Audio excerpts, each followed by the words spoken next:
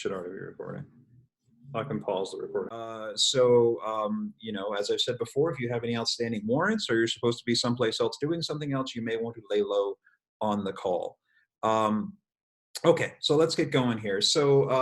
Yesterday, my wife informed me that we are not social distancing, we are physical distancing. And so I said to her, I know what you're trying to do, and it's not going to work. So the reason I share that with you is because one of my favorite things to do is to overshare. I love to overshare with people. I think if I make a silly joke and I make myself a bit vulnerable, it helps sort of people relax a bit, they loosen up, and we're able to connect on a deeper level. And so today is a great day to relax a little bit and loosen up a little bit because our guest today is Aaron Buckwalter, and Aaron Buckwalter has all the answers. So Aaron is a licensed marriage and family therapist. He's been in private practice in Los Angeles for over 15 years. And he's going to talk today about some practical ways to manage the good effects of sheltering in place and the coronavirus, if there's such things. But I think we all experiencing some positive things out of that. And also how to handle the many challenges that we all may be facing in different aspects of our life as a result of this. Aaron is a dear friend of mine. I've known him for over a decade.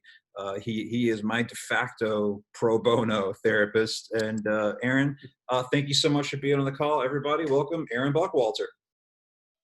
Thank you. Yeah, this is a great idea, and I'm really happy to be here. Awesome. That's great, man. Well, thanks again. I know everything is sort of switched up for a lot of us, and I know you're still conducting your work with your clients from home, and are you what are you seeing? Like, do you see any common threads amongst people and challenges and things people are facing? And like, what are you seeing as a therapist else out there in the world interacting with human beings? Yeah, well, kind of jumping off of what even your moment of silence, and I mentioned this metaphor to you earlier. I'm looking at this experience as like same storm, different boats. So everyone is having a slightly different version of this experience. Now, that's an apt metaphor for normal life as well, because we're all dealing with different things. But particularly in this situation, it's good to hold that we don't know what other people are experiencing. And it's important that when we don't bring our experience to them and expect them to necessarily commiserate. So, for example, if someone's working harder than they've ever worked and the person they're talking to hasn't had a paycheck in 4 weeks, that's going to be a misconnection. So we just want to hold that we're in different boats, but we're all dealing with this experience.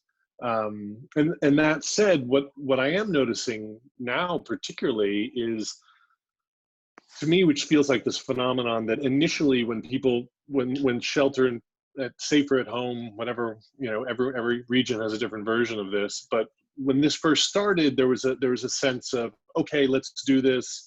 We can hunker down, we can get through this. And people were kind of holding their breath a little bit and just kind of muscling through it. And I think what's happening now is people are realizing this isn't an opportunity to hold my breath. This is an opportunity to live differently and figure out how to live and actually live, and not just kind of wait for things to get back to normal.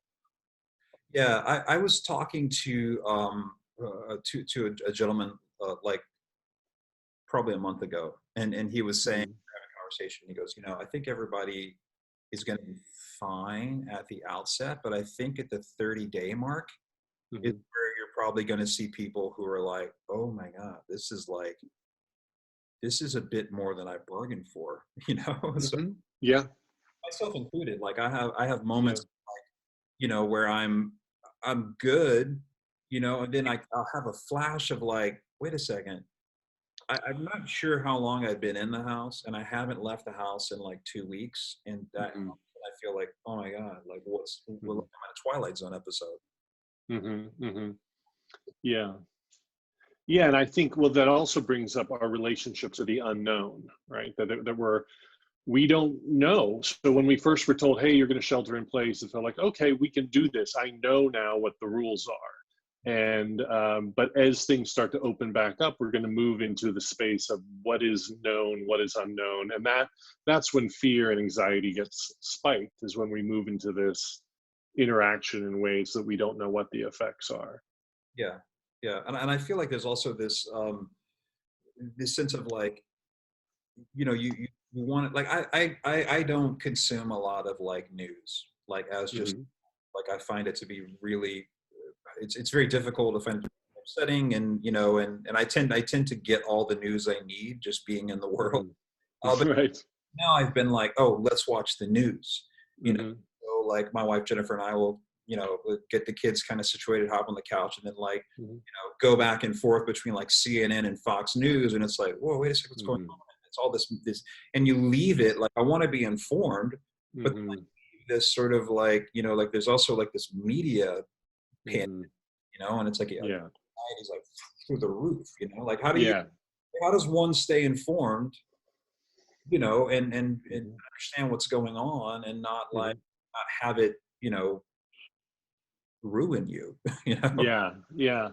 Well, I think that, my philosophy is that there's needs to be a lean in and lean out, and that you're very intentional about what sources you're leaning into and when you're doing that. So rather than checking updates all day long on your phone, or really kind of being in that system, that over time actually just activates your nervous system, and it isn't giving you any new information. There's an illusion that, hey, I'm getting more knowledge, this is going to make me safer, but actually all it's doing is just activating your nervous system and keeping you in this heightened state of worry. So it's best to choose one or two sources and then be able to check in, like in the beginning of the day or maybe in the late afternoon, and then not just kind of keep the feed rolling. And I also think that I prefer that to be something more of the print media, whether it's a newspaper that you trust or believe in, or a couple of them. But I find that the job of CNN and Fox is the 24-hour news cycle. Their job is to just keep the conversation going. And they need to say things that are provocative to keep people through the next commercial break. So the effect of that in this situation is particularly damaging because it just keeps the worry. And a lot of the conversations that they're having are just kind of random people on the street. And, it just activates your nervous system. It's not really, you're not at the end of that hour, you don't really haven't gotten a lot more actual information. Yeah, yeah. Are you seeing sort of like specific like areas of concern that seem to be, kind of uh, like sort of a through line for people? Well, I think that there's two areas of concern. Hold on a second. Uh, one is my phone ringing. No, two areas of concern are, dealing with the effects of what's happening now. Like, how do we manage now? This safer at home. What's my day look like? How do I structure with my partner? With if I have kids, all of this. How am I making use of this time? What does this mean? And then the other concern is the future, and worry about what the future holds. How bad is this going to get? How good is this going to get? What's this going to happen? And I think that for most people, they're kind of toggling between those two areas of concern. And some of my advice around that is really to be clear about what you're being concerned about and not let them bleed into each other. Mhm.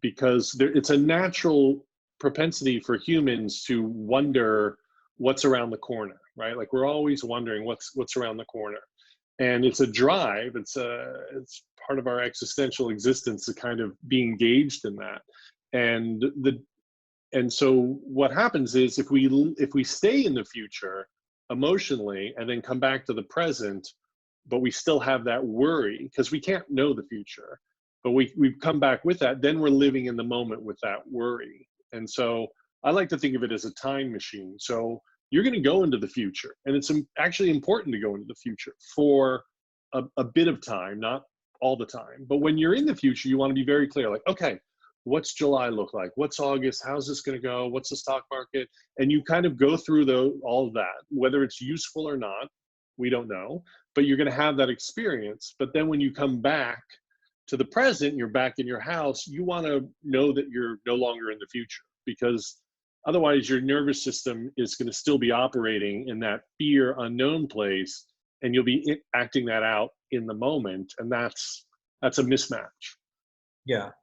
I know I think I mentioned before in the previous call, like I've struggled a bit with anxiety for years as an adult, Hmm. and really kind of always delved into like how do I manage it better.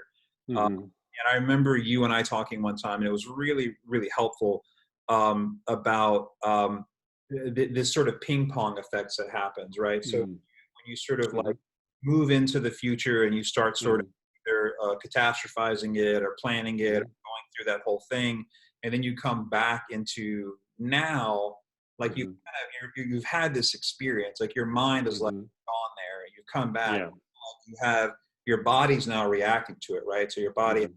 adrenaline and this thing that's happening, and so and then your brain goes, well, wait a second, why do wait? I feel this way. I should get ready here, and then your brain kicks Hmm. back into it, and then your body triggers Yeah. in, and so you're in this ping pong match, Right. with your anxiety, and again, and I think this situation can be wrought for that. But how do you how do you get how do you save yourself? If you start to feel concerned or panicked or worried, Yeah. how do you get out of that? Well, yeah, and one thing I just want to add to that, it works that way because our body has a physiological response that takes about a minimum of 20 minutes for those chemicals and endorphins to get out of your system. So if a tiger leaps into the room right now, my body's going to have a physical reaction. If I'm taken to a safe place, my mind may know I'm safe, but my body, at a minimum, is going to take 20 minutes to get regulated. Mm. So if you're disturbed by something, your body is thinking it's real. Your mind is like, well, we're in July here, we're trying to figure it out. But your body's like, oh, this doesn't look good. I don't like this. And you're going to start sweating, you're going to start exerting cortisol, all these things. And then when you come back to the present, your body is still freaking out, and your mind will now make meaning of like, oh, I think I'm angry about my wife or my son. And it's like, no, no, you're still reacting to what just happened, right? So realizing that is really important. First of all, just kind of going like, oh, my body's a little bit behind, like it's always going to be a little bit behind, and I have to be kind to that and not assign new meaning in the moment to Mhm. kind of keep that. Otherwise you just keep it going, right? And then all day long you're just, and Yeah. then your body's like, oh, what, right, you're ping, and that's what we call the ping ponging back and forth. So again, like the awareness of that and sort of the kindness to yourself to go, oh, wait a minute, it's okay, it's going to be fine. Just like if you see a horror movie, which not my favorite, but I think people like horror movies because your body thinks you're going to get killed, but your mind knows it's a movie. So there's that nice tension that people like that, right? And that rush where the body actually is going like, yeah, there's pretty much certain someone's in the house with an axe, and your mind's like, no, it's fun, it's a movie. And so in that moment we kind of help our bodies afterwards, like, oh yeah, it was a cool movie, it was a cool movie. And the body's like, oh yeah, that was a movie, okay, thank you. Like it's reinforcing, we can be calm now, we can be calm now. So we kind of have to do a version of that as well, to be like, okay, of course the future is fraught, or this thing has me activated, but I'm that's actually not happening. What's happening is this moment is all we have, and everything else is kind of conjecture. Right. Right. Um, So I don't know if I answered that specifically, but part of it is recognizing where you are, but then, maybe breathing or kind of, just kind of getting grounded back in the moment. Feeling your feet on the ground is actually a really good exercise. Just literally being grounded, feeling connected, and kind of touching something, kind of really just getting back into time and the space of where you are rather than where your mind just was. yeah, and I feel like the knowledge of things like that, of like practical knowledge for me is really helpful. Being like, oh, okay, Hmm. yeah, it's going to take like 20 minutes for like my body to sort of settle down after that moment. Hmm. I'll check Right, right, I'll check in on this in 26 minutes. You know, right, be really right. grounding and really helpful. Lauren, do we have any questions popping in anywhere? Yes, so we have a good one here about sleeping. I'm not sleeping well. How do I handle that? What do I do? Hmm. So, sleep is, I'm just going to assume that the sleep is based on what's going on now and isn't just kind of a general concern. But what you want to be doing, it's similar in kind of taps into some self-care pieces, but you want to make sure that that your sleep schedule is regulated. You want to do what is called sleep hygiene. You want to make sure that your system is acclimated to what's going on. So, for example, an hour before you go to bed, you want to be off the computer. You can kind of dim the lights a little. You want to sleep soon so it can start to calm itself down. You also don't want to be watching TV or eating in bed. You just want to reserve bed for sleeping and kind of get your system ready for that. Also, exercise is really important because you want to have those natural endorphins. So if you're doing that in the day, you're more likely to be, allow yourself to go to sleep. But if your mind is racing and you're having racing thoughts, which often happen around sleep time because that's when we're most vulnerable to it, because we're a little bit groggy and we don't have that prefrontal cortex that can kind of decide, oh, that's not a real thing. It becomes, maybe it is a real thing, and maybe that is a real worry. So we want to know that during that time, it can be really, it's hard to discern like what's real and what's fear. And that's a natural occurrence at that time. So I also suggest, if this is something that becomes chronic, there's some guided meditation apps that are really great that you can listen to. There's progressive relaxation techniques where you're really doing a lot of breathing, you're tightening and relaxing your muscles, and you can find that on YouTube. There's apps such as Waking Up or Calm that have a lot of these built in that can kind of walk you through that. What typically happens then is it gets you into kind of a groggy space where you're allowed to kind of go back to sleep. So those are some of the ways to kind of address it. But you really want to be setting up a schedule to kind of allow yourself to go to sleep. And I think that that's a challenge in this time because it's, again, back to the first couple of weeks, it was easy to be like, hey, let's just stay up till 2 a.m. every night. Like, this is amazing. Let's stream all those shows we never streamed. And we started to live in this kind of spring break version. And we don't really do that well for prolonged periods in spring break version. It's great for a little while, but having structure is really helpful for mental health and getting through this, whether it's the night before, coming up with some ideas about what you want to be doing the next day, getting up relatively at the same time, kind of building in rituals that you would have if you were going to the office or if life was normal. It's important that you create those as well, and that will also help your sleep in addition. And Aaron, I didn't hear you address exactly how much Cabernet I should be consuming. Right.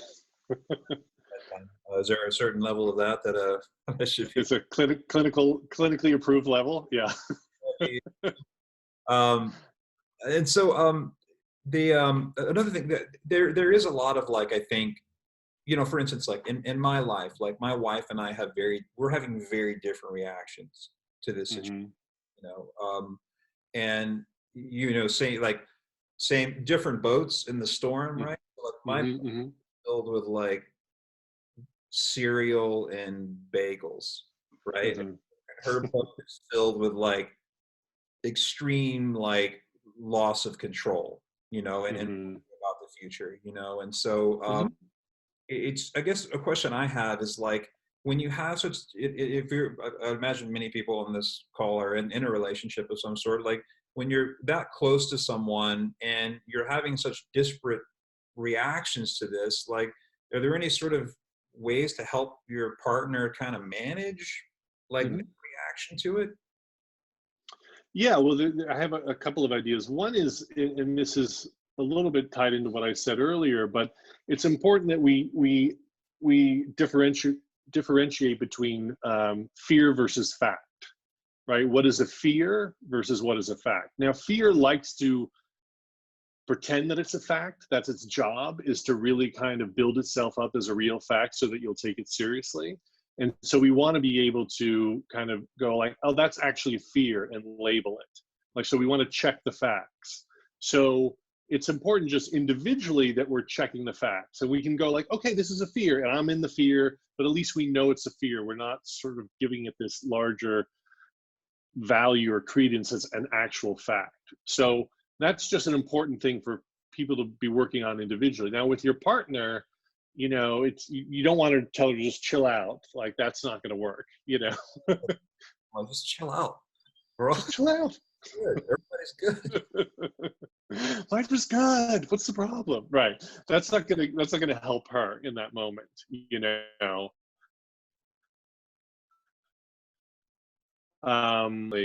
to say like, hey, are we gonna just like, should we freak out right now? Yeah, let's freak out.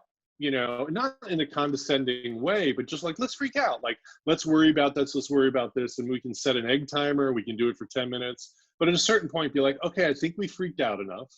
Like, we vented. Now let's kind of step away from that. Let's check the fear. What's a feeling versus a fact? What's the feeling? What's a fact? Kind of like together, kind of come back into a place of having a shared understanding of what's happening.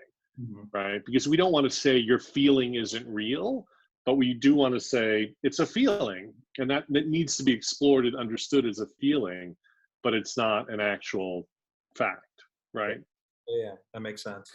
And I think something just occurred to me that I think couples are having a lot of challenges with in some couples that I'm seeing is really negotiating space right now, because there's all this downtime, but no one's really alone. And that can feel, depending on the relationship, either great or at a certain point, hey, we need to negotiate some space here in a way that is healthy. And I'm gonna check out for 20 minutes or an hour, and then let's meet up for lunch, or a way to kind of, have different ways to respond to each other, and give yourselves permission to kind of set up new boundaries, because no one's getting the time to disappear for 6 hours. And that can be very stressful on relationships too. Absolutely. So I mean, there are. I mean, I feel personally, there's like silver linings in this. Mm. Like there's things that I've had like on my to-do list, like forever. Like this talk, like for a year or more, I've had this on my list, and now I'm like, oh, I can actually do this. There's things that I'm able to get to, and and there's also things that I realize, about just the pace and how my life was sort of moving prior to this. And I'm like, oh, this I want to not let go of coming in. There's a little bit of like apprehension of like, oh, will everything just go back to normal? And I don't mean like obviously back to normal in the sense of like, we're healthy and you can go out in the world and go to the grocery store, not wear a mask and not wear gloves. And like, that stuff is like, yes, obviously I want that to go back to normal, but there's in my own personal life that I'm like, oh, maybe I don't want that necessarily to go back to normal. And there's like some anxiety around that. And then there's also an ongoing thing that I'm getting where people are like, you'll never get this time again. You want to make the most out of this time. And I'm like, oh my God, like this, like, am I not doing enough right now? I can't do that. You're limited to what you can do, but the message is you're not doing enough, and so a lot there. So unpack all. Yeah. No, that's a rich conversation. I'm really glad you brought it up. And I think a really important one to be having with yourselves, with your partners, really figuring out like, what is this making possible? What there is an opportunity here, and what am I noticing, and how do we keep this in our lives in a longer sense? And is that even possible? When life gets back up to normal, things will start moving faster, and we'll have other invitations from the outside world. But do we have to do things the way that we were doing it before? Can we cut down, or can we create these rituals that we're having in our family, or in just in your own personal space? Is that okay to give yourself permission to do more of that, or learn what's nurturing to you, or what are you enjoying? And there may be some things that you won't be able to do. You may have to get up earlier to go back to work, things like that. But there are also rituals and practices that you can kind of take from this. But I also think, you know, I've been thinking a lot about one of my favorite movies is Groundhog Day, right? And in that movie, this guy has to live this life over and over until he solves it, and then the day changes. But in the movie, what was interesting was that he tried to solve it by kind of gaming the system, right? By trying to win at it, to get really good at it so he could get what he wanted. And it didn't work. It didn't solve the puzzle. And I think that there's a pressure now for us to kind of win this in a way that maybe is an old way of thinking, and we're not acknowledging there might be a new way to be in this experience, and the only way we can win it is to kind of be different and to kind of allow ourselves. So when you feel that invitation to like, oh, I got to make the most of this time, that's actually the old story. That's the old way, and you're not fully in the new way. And so just to be aware of what that means. And you know, there's FOMO was a big thing, and now that's sort of a FOMO version. What am I missing out on here? I got to be having better moments, and I think that's the old way of responding, and we want to think about what's possible in this way. You know. My wife was, and she's gonna hate me because I end up talking about her all the time. Well, she's the most important person to me, and she's super close to me. So, but like, she's many times she's been like, "What are we doing?" Like, I look at Instagram and people are baking and crafting, and it's just like this, like, you know, pressure of like, oh, God, you're not even. You gotta like get your quarantine game on. You gotta up the game. You know? No, just like, just relax. You know, it's like. Yeah, it's difficult. Lauren, any other questions? I think I saw one question come in about having weird dreams right now. You know, and I've been doing that too. I've had some very strange dreams. Yeah, I weird dreams. I actually took my dream catcher off. I was like, it's not working. It's full. Aaron, I'd actually like to hear about that one, because I've been having super weird dreams this entire time that this has been going on. Mm-hmm.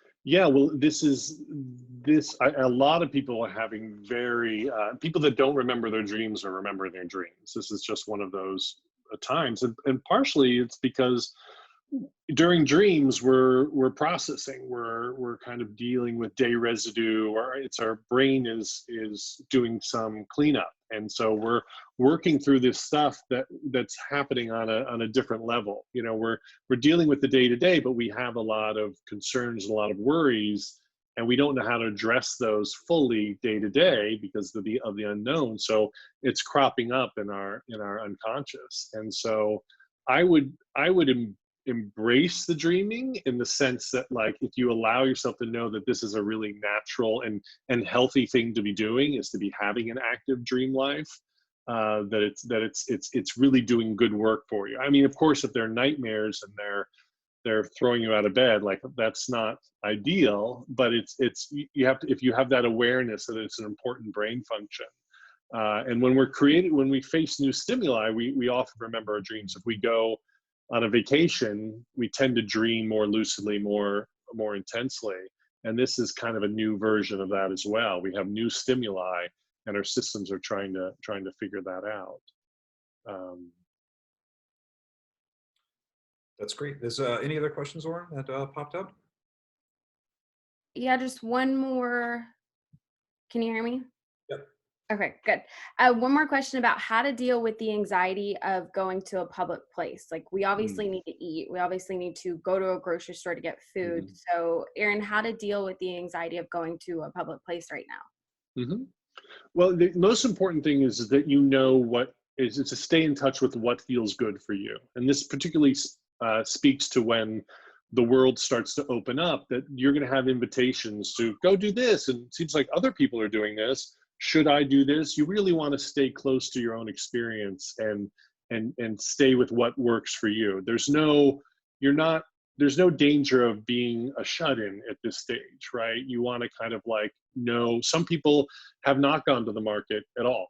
They're just doing Instacart and having worries with Instacart. You know, everyone's having, and some people are going, they like to be out in the world, but you want you want to just know what your nervous system is and what it needs. But if you have to go out and maybe it's pushing your boundary a little bit and you're not able to kind of do the safest thing that you would like, and so you're out in an area that's a little bit sketchy on thin ice for your nervous system, you also want to know the facts around that. This is why reading something that's comprehensive about what we know about COVID today, rather than listening to it or a talking head version of that, to really kind of know, like, hey, this is what I know. I know that masks are great. They help me from touching my face, and touching my face is actually probably the biggest indicator or the biggest issue around getting sick. So I'm going to wear the mask. I'm not going to touch my face. I'm standing 6 feet apart from people, really kind of going through the checklist that you're doing everything that the health experts say will keep you healthy, and that you're taking every step that you need to do in order to achieve your task. And then when you get home, you want to reinforce that and be like, hey, look, I did that. That was okay. I still don't want to take a lot of risks. That's fine. But I did this. This is what I achieved. You know, it was okay. It wasn't as bad as I thought. You want to kind of talk to yourself a little bit to kind of remind yourself of, so that the next time you do it, you're not starting from scratch. You want to build in from your experience and kind of bring that forward with you the next time you're out in the world. But the big piece is really, you know, be okay with what you need. If you don't need to go out and you don't want to go out, then that's fine. You know, if you have to go out, just, you know, understand that you are taking the appropriate precautions, you're doing the right thing, and that's important, and that has value. Awesome. Well, Aaron, thank you so much for making the time to talk to everybody today. I really appreciate it. And if anyone has any questions for Aaron or would like to contact him about anything, you can call him or text him at 213-926-9125. And if you didn't get that, you can just reach out to me and I can give it to you. Also, his email address is Aaron, AARONMFT. That's Mary Frank Tom at gmail.com. Yeah, thanks again, Aaron. We really appreciate it. And next week, we are going to be talking to a gentleman named Steve Shull. Steve is a retired NFL football player. He played in Super Bowl 17 with the Miami Dolphins. He was also a special teams captain of that Super Bowl. And he also happens to be my business coach. So yes, I have a business coach, and Steve's going to interview me. And we're going to have a better understanding of basically how my team functions, what we do, how I do what I do, and how we can best help in this time with any sort of real estate needs you have, what's happening with the market, anything that you need to know market-wise. We'll catch up on that, and then we'll probably talk a little bit about how we're structured and, you know, why I even have a business coach. So it should be an interesting conversation, even though Steve focuses on real estate. If you are have a business of your own, I'm sure the conversation will be massively beneficial. I talk to Steve every week, and probably 95% of what we talk about has nothing to do with real estate. So thanks so much again for joining us, Aaron. Thank you again. Really Thank you. Yeah. Here, and yeah, stay safe, stay healthy, and we'll see everybody on the other side of this. Okay. Thanks, guys. Bye-bye. Thanks. Thank you. Bye. Bye.